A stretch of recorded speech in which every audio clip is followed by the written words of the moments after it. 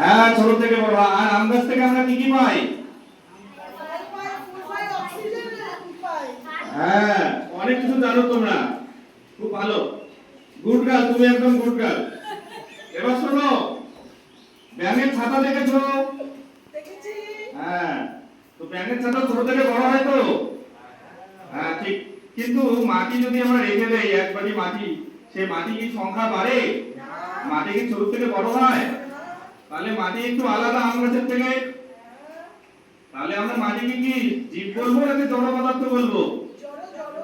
Good, তোমরা সব জানো তো নাকি জড় পদার্থ বলে। আচ্ছা, এবারে আমরা যে জিনিসগুলো জানলাম এগুলোতে একটা কুইজ হয়ে যাক, নাকি? কুইজ হবে তো? কুইজ হওয়া তো খুবই ভালো, মজা লাগে, তাই তো? আজ কিন্তু কুইজে কোনো নম্বর দেওয়া হবে না। আচ্ছা, ঠিক আছে, দেওয়া হবে। তাহলে আমরা ভাইদের একটা গ্রুপ আর বোনদের একটা গ্রুপ করে নেই।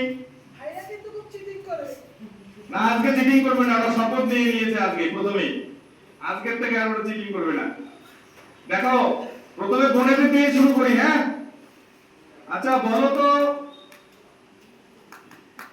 আম গাছকে আমরা কেন জড় পদার্থ বলি না?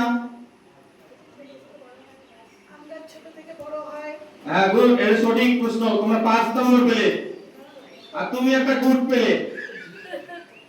দাদা বলে খাতায় এবার ভাইয়েদের খাতায় আমি মনে রেখে ফেলেছি, এটা কোনোদিনও মোছা যাবে না। বাড়িতে গিয়ে দেখাবো। এবারে ভাইয়েদের প্রশ্ন, বলো তো, মাটিকে আমরা কেন জড় পদার্থ বলি? বলো। আপনি নড়াচড়া করে না। হ্যাঁ, মাটি নড়াচড়া করে না। গুড, তুমিও একটা গুড পেলে, আর 5 নম্বর। তাহলে আজকে তাহলে ভাই বোন কিন্তু ড্র, হ্যাঁ? কেউ কিন্তু জিতলো না। পরের দিন আবার কুইজ হবে, অপেক্ষায় থাকবে, পরের ক্লাসে আমরা আবার কুইজ নেব। শ্রেণীকক্ষের ভিতরে আমাদের